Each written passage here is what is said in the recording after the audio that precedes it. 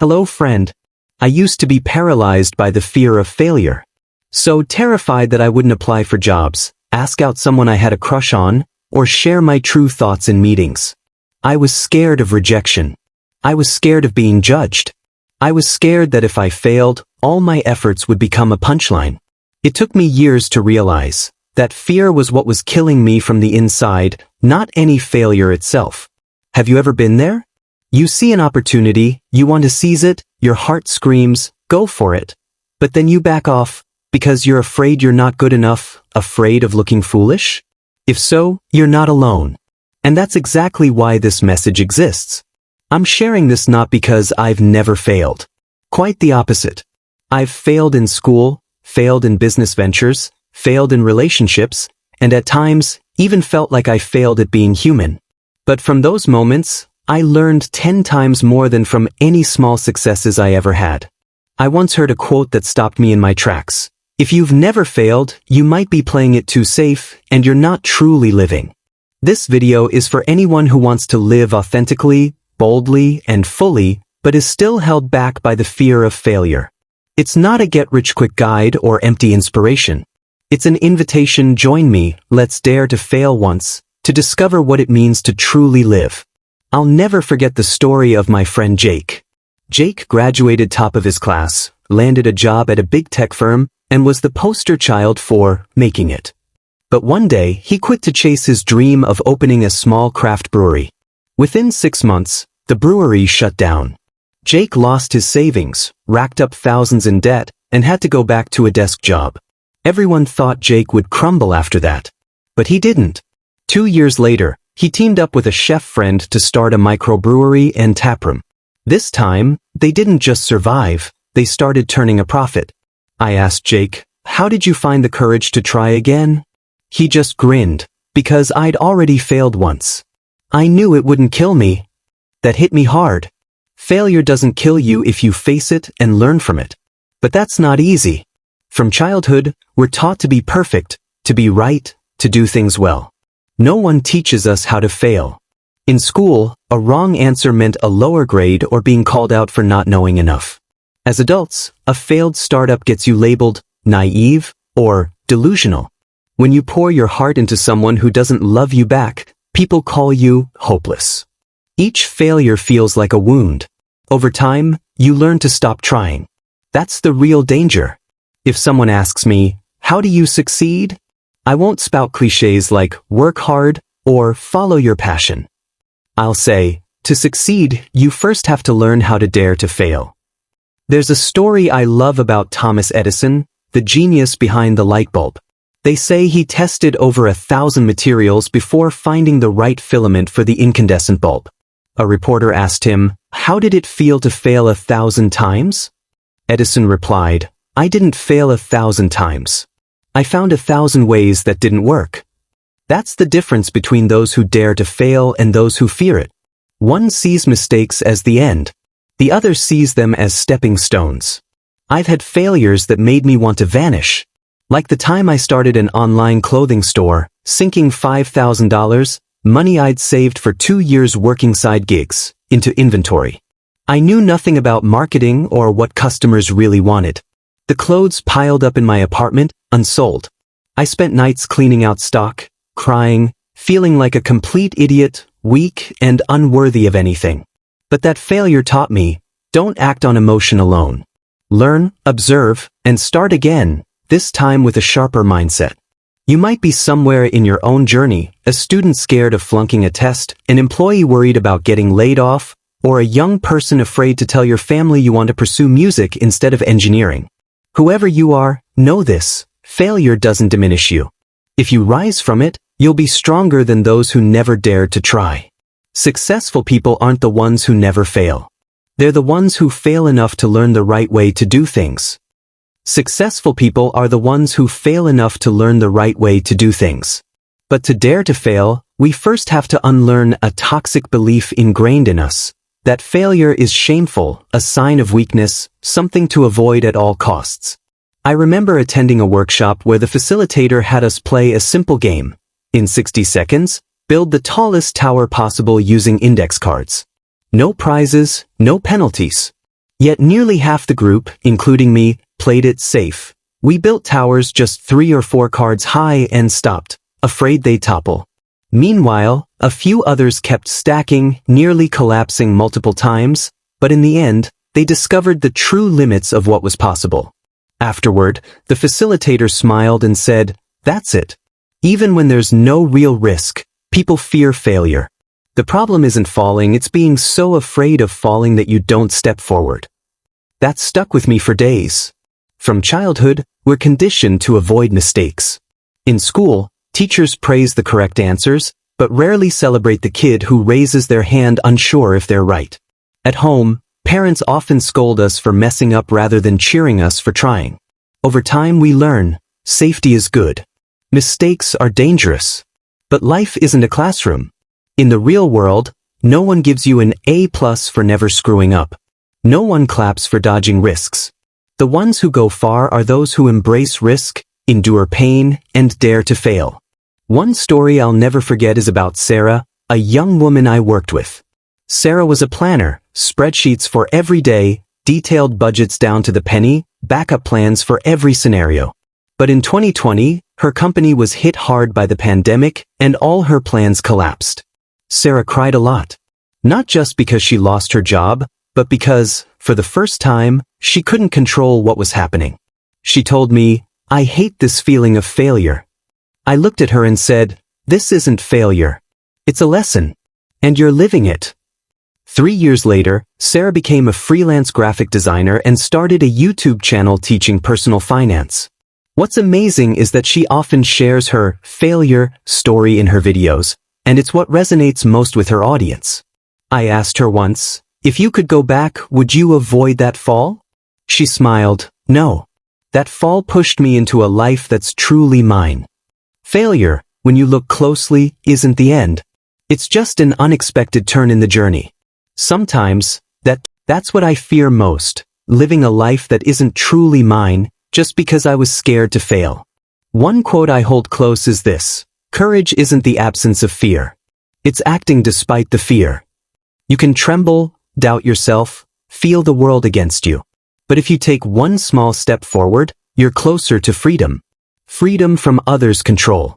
Freedom from the pressure to be perfect. Freedom from the fear that's been holding you captive inside. Today, I want you to try one thing. Just one. Write down something you've wanted to do but keep putting off because you're afraid of failing. Write it down. Then ask yourself, if I fail, so what? Will anyone die? Will it ruin anything irreparably? Could I learn something from it? If the answer is, it's not as bad as I think, then do it. It doesn't have to be big. Just do it. I want to share a story I deeply cherish, about a guy named Ethan, known in the local startup scene. Ethan started with a language learning app he coded and marketed himself, learning as he went. At first, things looked promising, downloads spiked, media took notice, and small investors showed interest. But at the critical moment to scale up, Ethan took funding from the wrong group, leading to conflicts over vision. He was too young to navigate the legal fine print. Within a year, the project shut down, the brand name was no longer his, and he spiraled into a deep crisis. I met Ethan one rainy afternoon in a quiet coffee shop in Brooklyn. He sat there, hands shaking as he stirred his coffee, and said something I'll never forget: "I feel like I'm worthless." His voice was slow, eyes red. "I thought I'd make it, I thought I was good. Now I just want to disappear." We sat in silence for nearly 10 minutes. No words of encouragement could fix it in that moment. And I realized, sometimes, people just need someone to sit with them, not judging, not analyzing, just being there. That's when I understood, failure can hurt deeply. But the worst pain isn't losing money or reputation, it's feeling like you have nothing left to believe in. I'm not telling you to bounce back instantly. No one gets over failure overnight. You might hit rock bottom, and it could take weeks, months, or years to stand up again. But if you let it kill your spirit, your courage, that failure becomes permanent. But if you let yourself learn, even in failure, you're already winning. A few months later, Ethan started over. Not with a new startup. He joined a small tech company to see how others operated, learning about management, legal terms, and team building. He stayed quiet, off social media. But I saw something new in him, calm confidence. 3 years later, Ethan returned with a new project, not a language app, but a platform offering free SAT prep for rural students using AI. It secured funding from a European social impact fund, with Ethan leading the charge. This time, Ethan wasn't just an entrepreneur. He was someone who'd grown through failure. We often hear, success comes from not giving up. But let's be clearer, success comes from not giving up after specific failures. It's not a smooth ride. If you've failed in love, been rejected or betrayed, you know how it can shatter your trust. But one day, you might meet someone who makes you realize, without those failures, you wouldn't value this relationship as much. If you've failed in your career, been fired, humiliated, or undervalued, you know the sting of feeling lost. But maybe that pushed you toward a path where you're truer to yourself, living more freely. If you've failed in your dreams, missed an opportunity, flunked a school, lost a scholarship, remember, a closed door isn't the end. It's a nudge to find a dream that fits you better. I once interviewed a group of indie musicians in Austin. They weren't famous. No big paychecks. But they played on street corners every weekend, not for fame, but for love of music. One of them, Liam, had failed the entrance exam for a music conservatory 3 times. His family didn't support him. Friends told him to quit. Liam said, "I thought maybe I didn't have what it takes. But every time I put my guitar down a few days later, I'd miss it like crazy. So I knew, even if I'm not a star, I have to live with music." That's resilience after failure, not stubbornness, but knowing what matters to you and choosing to keep going even when it's tough. There's a concept in psychology called post-traumatic growth, growing stronger after trauma. Failure, handled right, is the most powerful catalyst for growth. No pain is meaningless if you're brave enough to face it and learn. No wound is permanent if you tend to it with patience and self-compassion. I'll pause for you to take a deep breath and ask yourself, what have I learned from all my failures? What have I never dared to try, just because I'm scared of getting it wrong? If I weren't afraid of failing, what would I do tomorrow? If you can answer those, you're starting the journey to conquer fear. From there, you can live a life truly worth living, not because you're fearless, but because you don't let fear dictate your life. If I weren't afraid of failing, what would I do tomorrow? That question seems simple, but many can't answer it. Not because they lack dreams, but because they're so used to playing it safe that they've forgotten what truly excites them. I met a woman named Laura, in her 40s, a mom to 2 elementary school kids. She was kind, responsible, working as an accountant at a small firm. From the outside, her life seemed calm. But during a group therapy session I attended, she suddenly broke down. She shared that in college, she dreamed of being a painter. But after graduating, her family hit hard times. As the eldest, she worked to support her parents and siblings. Then I fell in love, got married, had kids, and year after year, I tucked my paintbrushes away. Once, my daughter asked, "What did you love most in the world?" And I couldn't answer. I felt like I'd lost myself. That was a quiet but painful failure.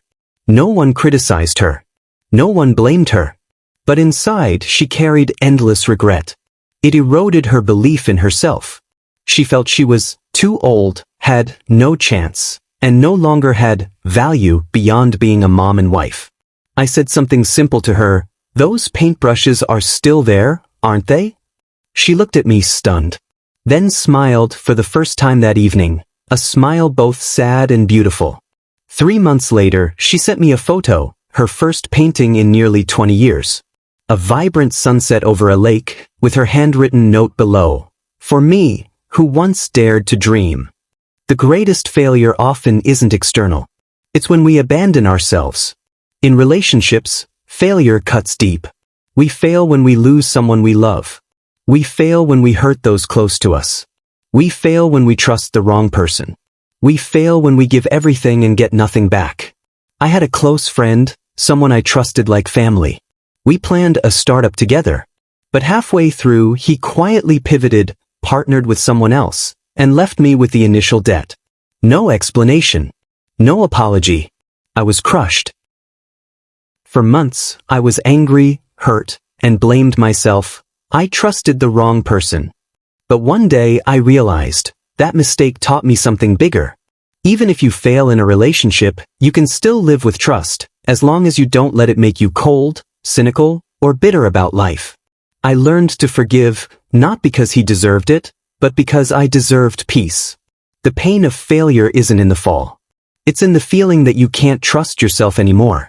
You start doubting every decision. You look in the mirror and see someone tired, skeptical, passionless.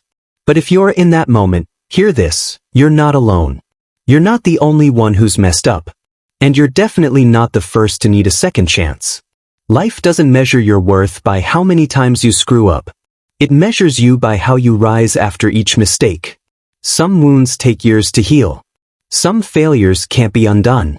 But everything you've been through, if you choose, can become the raw material to make you stronger, wiser, and truer to yourself. I know people who've been through divorce, been scammed, gone broke, and still choose to live kindly, love deeply, and not let the past dim their inner light. I know people who were failing students, fired employees, or kids who disappointed their parents, yet through persistence and belief in themselves, they rewrote their stories in their own way. I know, you might be one of those people. You don't need to be the best. You don't need to make the fewest mistakes.